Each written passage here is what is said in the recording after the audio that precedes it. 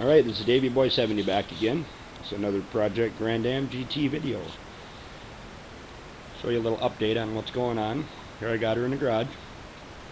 It's done. Got the motor in her. Got her running.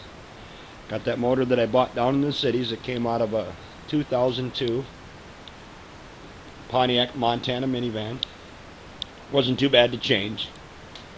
Pretty much the same motor, everything was the same. There was a few things that were different. I had to change an O2 sensor, I had to swap out a few brackets, a couple motor mounts were different, but you know, the block and everything is basically all the same. The intake was all the same. So it was just a few simple little things that I had to change. Probably took me, you know, most of a day just to swap all the parts over in the motor. And like I told you, I was going to put new intake gaskets, so we put all new intake gaskets in the motor.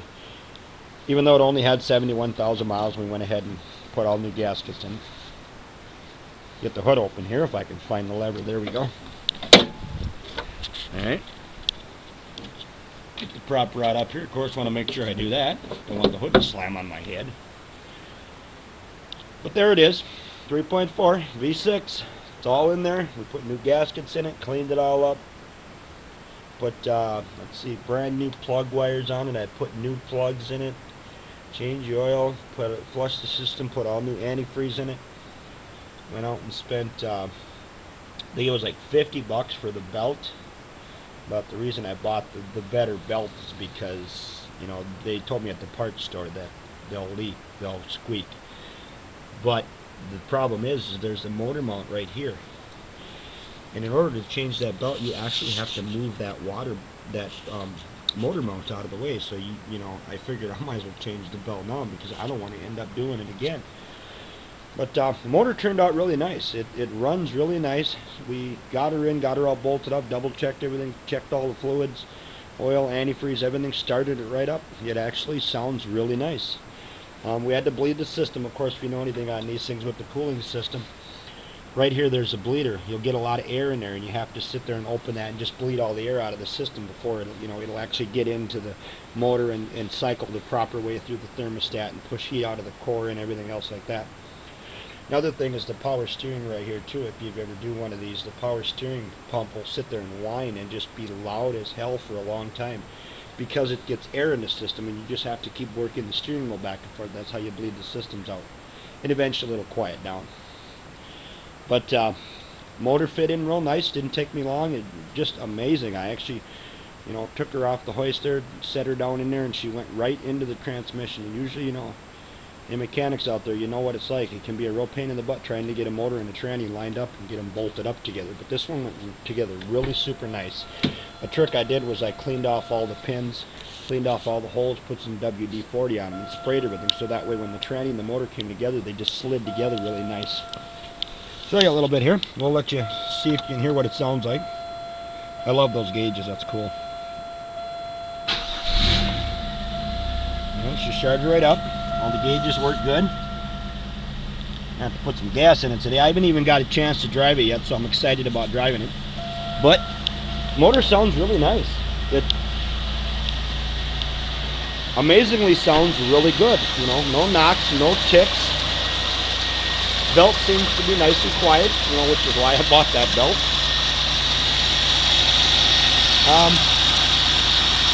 There you go.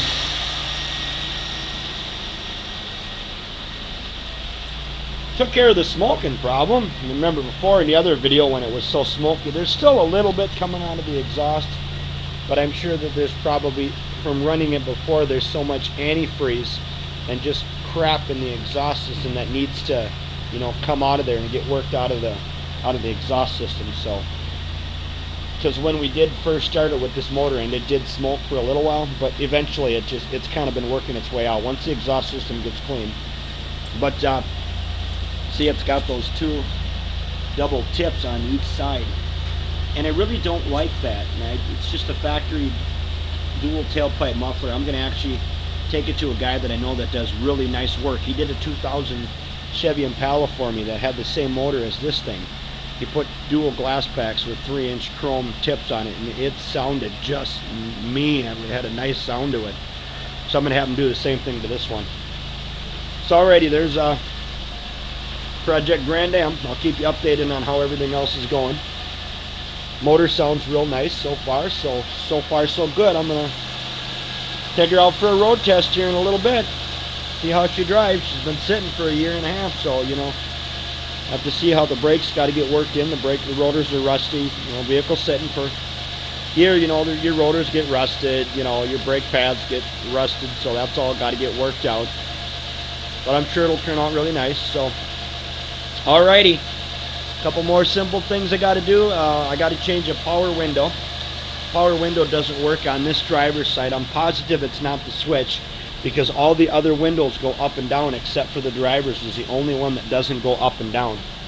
So that's something I'm going to do here before I get too excited. See, there's the switch. Well, you know what? Now it works. Huh. That is funny. That is really funny, because before all the other ones worked and this one didn't work. Now I get in here, now it works.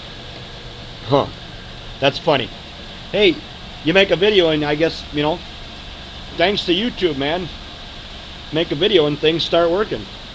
Well, I guess I spent $77 on a brand new motor, actually $80 because it was $77 for the motor and then another $10 for core charge on it, but I guess I can take that back.